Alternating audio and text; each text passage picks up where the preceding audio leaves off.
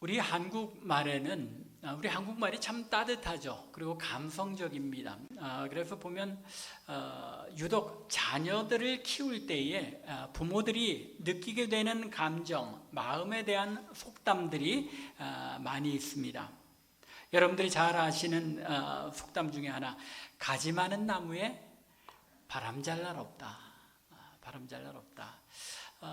자녀들이 여럿 있다 보면 근심 걱정거리가 부모들에게 떠나지 않는다라는 그런 뜻이죠.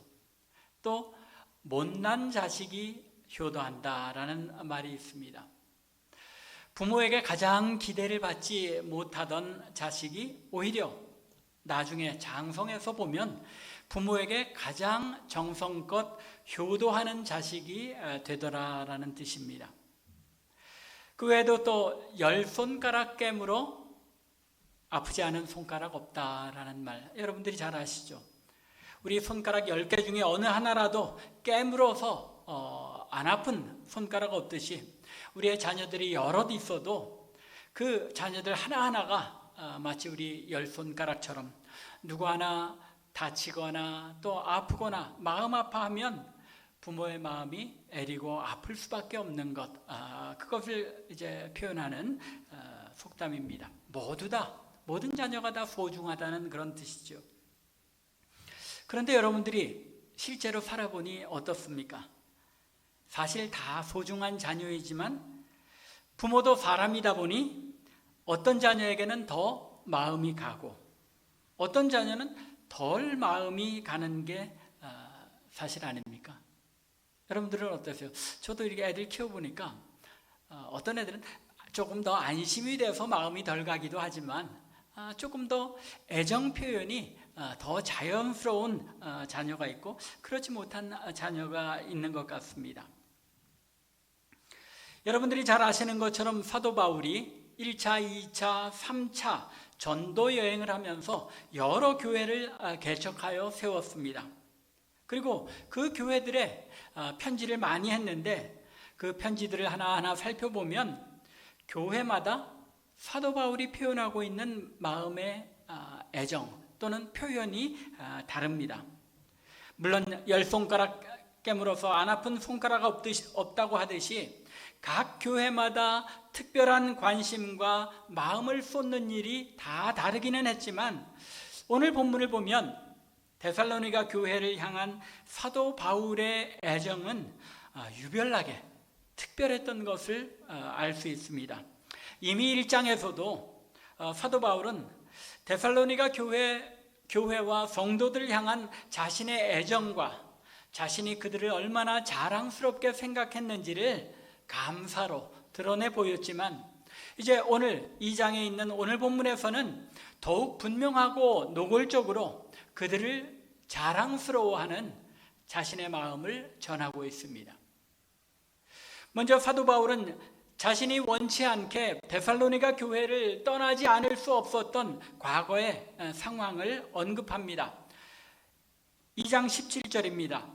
형제들아, 우리가 잠시 너희를 떠난 것은 얼굴이요 마음은 아니니 너희 얼굴 보기를 열정으로 더욱 힘썼노라. 마음은 여러분들을 떠나지 않고 함께 있기를 원했지만, 마음은 여전히 여러분들과 함께 하고 있지만 우리가 육체적으로는 어쩔 수 없이 잠시 떨어져 있을 수밖에 없는 상황이 되었다는 것입니다. 어떤 상황을 말하고 있는 것입니까? 지난주에 이미 말씀드린 것처럼 사도행전 17장에는 그 상황이 잘 기록되어 있죠. 사도 바울이 데살로니가에 들어가서 세 안식일, 즉 석주 이상 거의 한 달 가까이 말씀을 선포하며 가르쳤습니다. 그런데 거기에서도 이 데살로니가에서도 그 전에 빌립보에서 그랬던 것과 마찬가지로 유대인들이 불량한 사람들, 즉 깡패들을 동원해서 온 성을 소동케 하며 바울과 그 일행들을 잡아서 해치려 하였기 때문에 사도 바울과 이제 디모데와 실라가 그리고 누가가 급하게 서둘러서 데살로니가를 떠날 수밖에 없었던 그 상황을 이야기하고 있는 것입니다. 이어지는 오늘 본문 18절에 나타난 바에 의하면 그러한 위협적인 상황이 지나간 후에 바울과 그 일행이 다시 데살로니가 교회 성도들을 보기 원하여서 몇 번이나 저들에게 가려고 하였지만 누가 막았다고요? 사탄이 우리를 막았도다라고 말하고 있습니다. 여러 여건이 데살로니가를 다시 찾아갈, 방문할 여건이 되지 않았다는 것이죠. 사도 바울은 이렇게 데살로니가 교회 성도들을 보고 싶어하는 그들을 향한 간절한 마음을 표현할 뿐만 아니라 바울 자신과 또 그 일행들이, 동료 사역자들 모두가 데살로니가 교회를 얼마나 자랑스럽게 생각하였는지를 그들에게 전합니다. 19절과 20절입니다. 우리의 소망이나 기쁨이나 자랑의 면류관이 무엇이냐? 그가 강림하실 때 우리 주 예수 앞에 너희가 아니냐? 너희는 우리의 영광이요 기쁨이니라. 예수님께서 재림하실 때에 데살로니가 교회 성도들의 건강하고 아름다운 믿음의 삶이 곧 사도 바울 자신의 자랑이요 영광과 기쁨이 된다는 확신을 분명하게 전하고 있습니다. 대단한 이 애정의 표현이죠. 그리고 대단한 자랑의 표현이기도 합니다. 앞서 말씀드린 것처럼 자녀들 가운데도 부모에게 기쁨을 주며 여기저기 자랑하고 싶은 자녀들이 있는 반면 부모들을 움츠러들게 하는 그런 자녀들도 있습니다. 바울에게 있어서는 그가 개척한 교회들이 하나하나가 다 이런 자녀들과 같았습니다. 데살로니가 교회에는 사도 바울이 석 주 조금 넘게 머물며 개척했지만 사도행전 18장 1절과 11절에 언급되어 있는 것처럼 사도 바울이 고린도 교회에 이르러서는 얼마 동안을 있었습니까? 1년 6개월 1년 반이나 머물며 개척한 교회가 고린도 교회였습니다. 굉장히 다른 교회들과 비교할 때 고린도 교회에 대한 애정과 또 상황이 그렇게 허락되었기 때문이기도 하겠지만 오래 머물며 깊이 말씀을 전할 수 있는 기회를 가질 수 있었습니다. 그런데 그 고린도 교회가 어떤 상황이었습니까? 고린도 전후서에 나타난 거 보면 고린도 교회에 분열이 있었고 여러 가지 신앙적인 문제들로 바울에게 큰 근심과 염려를 준 교회가 고린도 교회였습니다. 또 갈라디아 교회는 어땠습니까? 갈라디아서 1장 6절과 7절에 분명하게 밝히고 있는 것처럼 갈라디아 교회 성도들이 바울이 전한 복음을 떠나서 거짓 선생들, 거짓 교사들의 가르침에 유혹되어 흔들림으로써 바울에게 내내 근심과 염려가 되었던 교회, 그 교회가 갈라디아 교회였습니다. 교회들마다 조금씩의 문제와 어려움들로 인해서 사도 바울의 마음에 근심하고 염려할 수밖에 없었습니다. 그런데 유독 데살로니가 교회와 성도들만은 사도 바울의 마음에 큰 기쁨과 자랑이 되는 교회가 되었던 것입니다. 바울은 데살로니가 교회와 성도들을 통하여 자신의 위대함과 자신이 얼마나 뛰어난 말씀 선포자요 또 사도인지를 입증할 수 있게 되었기 때문에 데살로니가 교회를 기쁘게 여긴 것은 아니었습니다. 오히려 데살로니가 교회와 성도들이 하나님 앞에서 올바른 교회와 성도들로서 세워져 가는 것이 기쁘고 자랑스러웠던 것이고 바울 자신만의 영광과 기쁨이 아니라 하나님께서도 기뻐하시는 교회로 세워져 가는 것이 바울의 마음에 그토록 기쁘고 감격스러웠던 것입니다. 우리 참빛교회가 이런 교회가 될 수 있으면 참 좋을 것 같습니다. 말씀을 선포하고 또 교회를 개척하여 이제까지 함께 온 제가 자랑스러워하기 위해서가 아니라 하나님께서 우리 참빛교회 교회와 성도들을 기뻐하시고 자랑스러워하시는 아름답고 건강한 교회와 성도가 되었으면 하는 마음에서입니다. 이런 교회가 될 수 있기를 바랍니다. 세상을 바라보는 것이 아니라 하나님을 바라보며 하나님께 기쁨이 되는 교회와 성도. 오늘날 많은 교회와 성도들이 교회답지 못하고 성도답지 못하여 하나님을 영광 돌리지 못하며 세상에 지탄을 받는 이 시대 속에서 오직 하나님만 바라보며 하나님의 말씀을 굳게 붙들고 의지하는 가운데 하나님을 기쁘시게 해드리는 그런 참빛교회 되기를 주님의 이름으로 간절히 축원합니다. 사도 바울은 데살로니가 교회 성도들이 자신에게 자랑이요 기쁨이 된 원인을 이제 이어서 오늘 본문에서 감사로 표시하고 있습니다.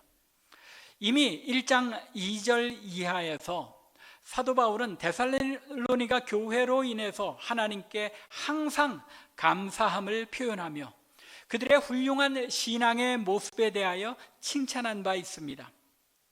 그들이 믿음의 역사와 사랑의 수고와 소망의 인내를 가진 교회인 것을 끊임없이 기억하고 되새기며 하나님 앞에 감사합니다.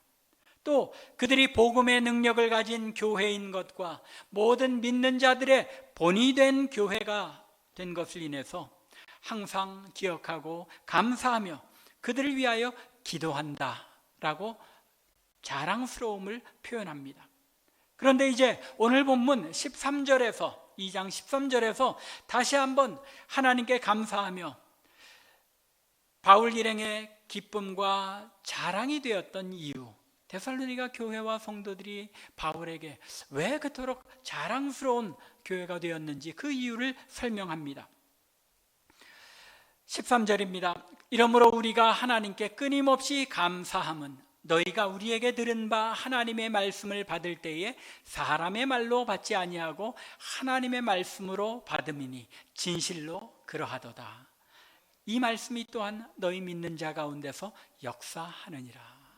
여기에 사도 바울이 왜 그토록 데살로니가 교회 성도들을 자랑스러워할 수 있는지 그 근본 원인이 나타나고 있는 것입니다. 이 말씀은 흔히 신학적으로 중요한 의미를 지니는 것으로 이제 설명되고는 합니다. 왜냐하면 사도 바울의 편지가 이미 초대교회에 전해질 때에 성도들이 그 말씀을 어떻게 받아들였다는 것입니까? 하나님의 말씀으로. 즉 사도 바울의 서신들, 지금 우리가 신약 성경에서 읽고 있는 서신들을 초대교회부터 성도들이 하나님의 말씀으로 알고 받아서 읽었다는 것입니다.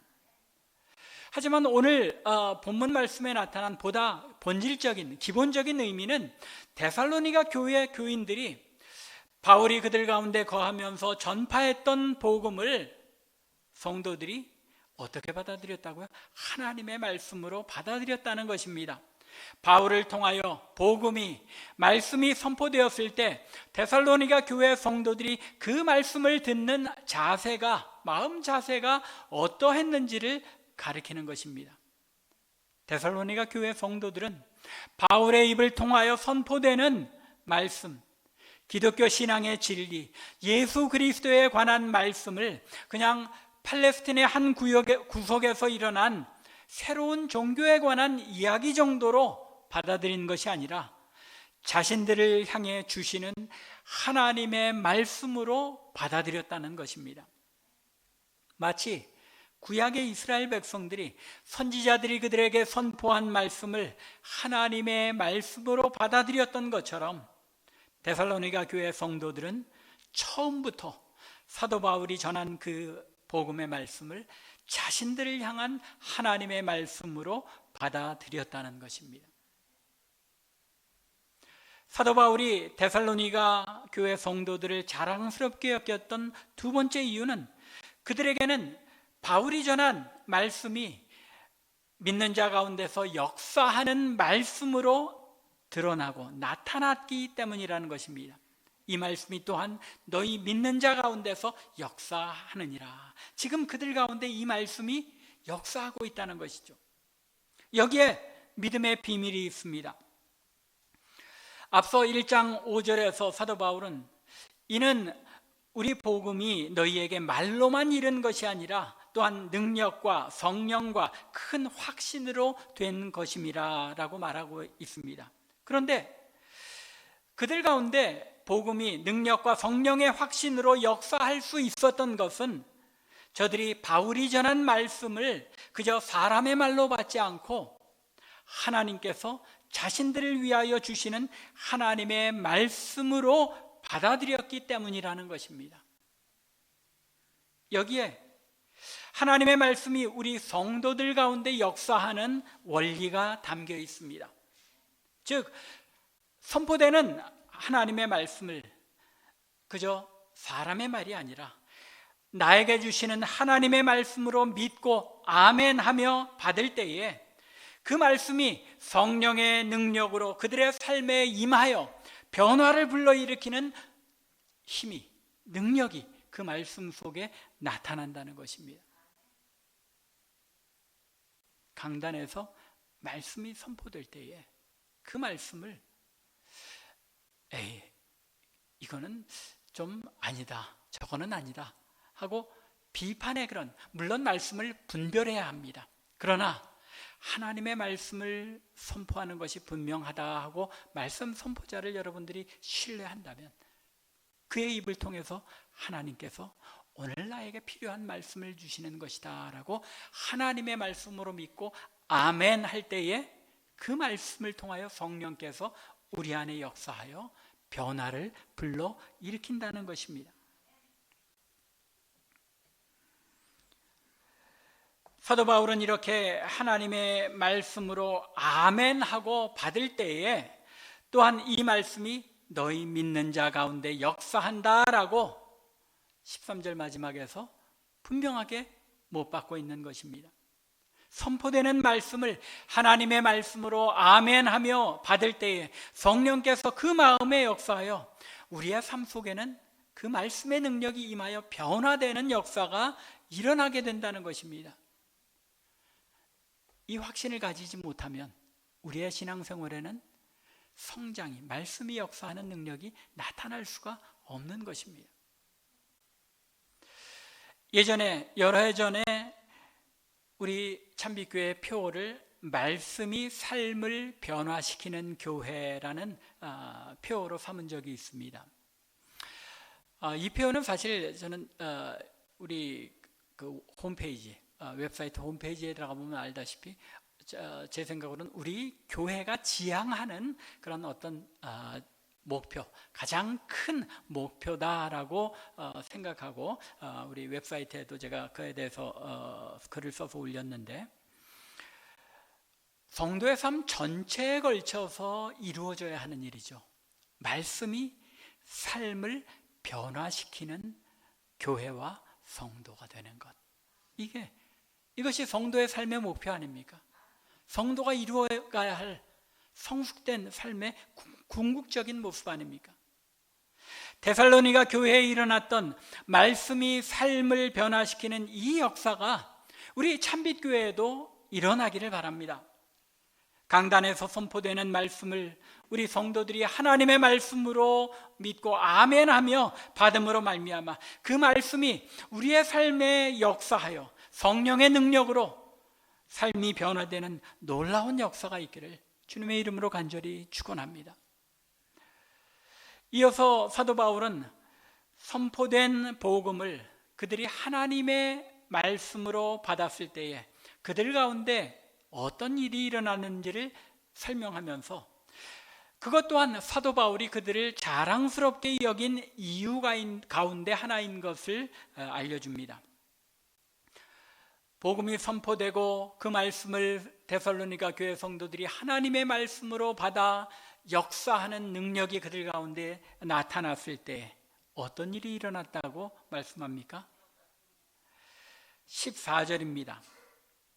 형제들아, 너희가 그리스도 예수 안에서 유대에 있는 하나님의 교회들을 본받은 자 되었으니 그들이 유대인들에게 고난을 받음과 같이 너희도 너희 동족에게서 동일한 고난을 받았느니라.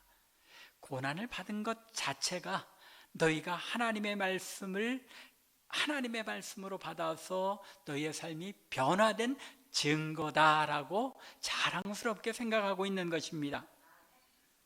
데살로니가 교회 성도들이 복음을 하나님의 말씀으로 받아들이게 되었을 때 가장 먼저 저들의 삶에 나타난 현상이 무엇이었다는 것입니까? 고난을 본받는 자가 되었다는 것입니다. 기독교 신앙은 믿기 시작할 때에 전인격이 변화되어 새롭게 되는 신앙입니다. 이전에 그 속에서 살아가던 믿지 않던 세상의 세계관과 가치관을 전적으로 뒤엎고 내어버리고 사도 바울이 표현한 것처럼 분토처럼 여기고 새로운 세계관과 가치관 속에 살아가는 것이기에 이제까지 살아오던 삶의 방식과는 전혀 다른 삶을 살아가게 된다는 것입니다. 그렇기에 이전에 자신이 속하여 살아가던 세상과 주변 이웃들과 갈등과 마찰을 빚을 수밖에 없는 것이 새롭게 된 성도의 삶의 모습이라는 것입니다. 예전에 우리 한국 교회에 처음 복음이 들어갈 때의 이야기를 여러분들 너무나도 잘 알고 계시지 않습니까? 우상을 섬기던 가정에, 그저 무속신앙에 빠져있던 가정에 가족 중에 한 사람이 예수를 믿게 되면 어떻게 됩니까? 제사를 드리기를 거부하고 또 어떤 우상을 섬기는 굿이나 그런 데 참여하기를 거부함으로 말미암아 집안에서 쫓겨나기도 하고 핍박을 받기도 하는 것이 이 한국교회 초기 한국교회 성도들의 모습이었습니다. 왜 그렇습니까? 자신이 속하여 살았던 그 문화의 모습과는 다른 모습으로 새로운 가치관과 새로운 세계관을 가지고 살아가게 되었기 때문에 그 가운데서 자신이 속하여 있던 공동체 안에서 핍박과 박해를 받을 수밖에 없었다는 것입니다. 유대에 있는 하나님의 교회, 즉 예루살렘에 있는 교회와 성도들이 처음 예수 그리스도를 믿고 따르게 되었을 때 그들이 겪어야 했던 일이 바로 그것이었습니다. 예수 그리스도를 따르는 자들이 되어 그들의 세계관과 가치관이 변화된 삶을 살게 되었을 때에 그들은 주변 유대인들로부터 미움과 박해를 받아서 고난을 당할 수밖에 없었던 것입니다. 그런데 이제 데살로니가 교회 성도들이 바울을 통해 선포된 복음을 하나님의 말씀으로 받아들여 그들의 삶이 변화되고 말씀이 그들 가운데 역사하게 되었을 때 그들도 주변 이웃과 세상으로부터 박해와 고난을 당하는 길에 동참하게 되었다는 것입니다. 너희도 너희 동족에게서 동일한 고난을 받았느니라. 그들이 유대에 있는 하나님의 교회들, 예루살렘에 있는 교회와 성도들을 의도적으로 본받기 위해서 박해와 고난을 자처했다기보다는 오히려 변화된 그들의 삶으로 말미암아 자신들이 속한 공동체에서 박해와 배척을 받을 수밖에 없었다는 것입니다. 왜냐하면 그것이 세상 속에 살아가는 하나님의 교회와 성도들의 삶이 지니는 본질적인 모습이기 때문입니다. 오늘날에는 참 그런 모습들이 그래도 줄어들었죠. 박해와 고난을 당하는 일이, 주변 사람들부터 고난을 당하는 일이 훨씬 줄어든 시대에 우리가 살아가고 있습니다. 종교의 자유니 또 자신의 생각을 표현하는 표현의 자유니 그런 것들을 받아들이는 세상에서 살고 있기 때문입니다. 그러나 동시에 그것 때문에 우리가 너무나도 고난을 피하는, 고난 없이 사는 것이 당연한 것처럼 여기는 그런 느슨한 성도의 삶을 살고 있지는 않는지 돌아봐야 하는 것입니다.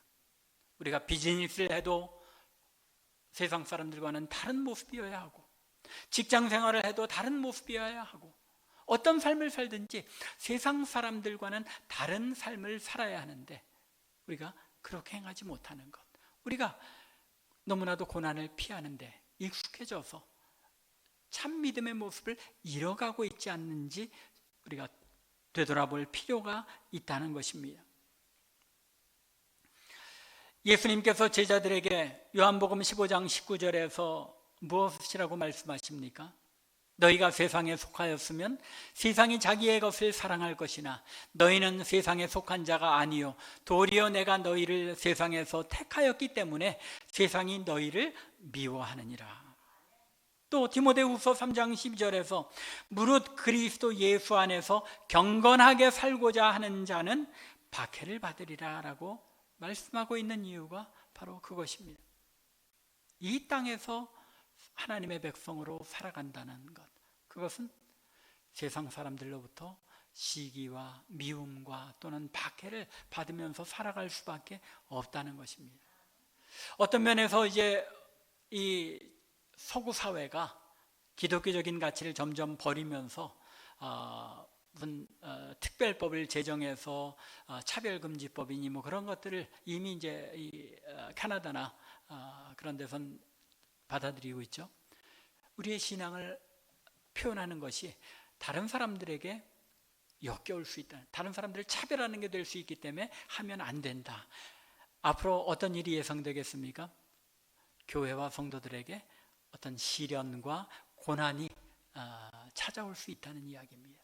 그런 가운데 우리는 우리의 신앙, 우리의 믿음이 어떤 모습으로 입증되는지 잘 지켜보아야 할 것입니다.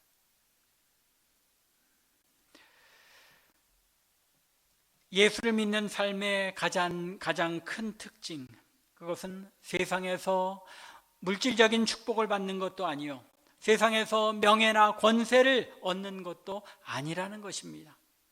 오히려 우리가 이 세상에서 사탄이 주장하는 이 땅에서 살아가며 성도다운 특징을 가장 크게 나타나는 일이 어떤 것이라는 말입니까? 가장 우선적인 특징은 세상과 다른 삶으로 말미암아 고난을 당하는 것, 이것이 가장 큰 특징이라는 것입니다. 세상 속에서 예수 믿는 사람답게 살아간다는 것이 세상 사람들과는 다른 모습으로 살아가는 삶이 되어야 하기 때문입니다.